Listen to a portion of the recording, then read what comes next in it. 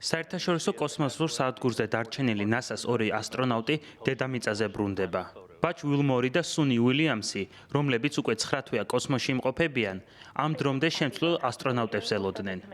საერთაშორისო კოსმოსურ სადგურზე მათი შემცვლელი ასტრონავტები უკვე მივიდნენ.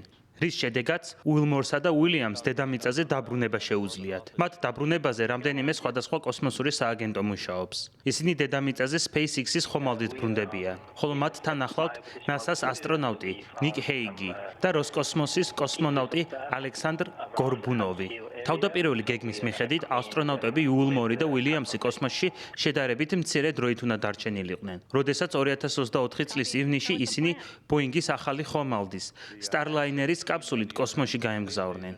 თუმცა საერთაშორისო კოსმოსურ სადგურამდე მისასვლელად სტარლაინერს მრავალი პრობლემა შეექმნა და NASA-ში გადაწყვიტეს, რომ იმავე ხომალდით დედამიწაზე დაბრუნება საშიში იყო. შესაბამისად, ხომალდი დედამიწაზე ცარიელი დაბრუნდა, ხოლო ასტრონავტები კოსმოსურ სადგურზე დარჩნენ.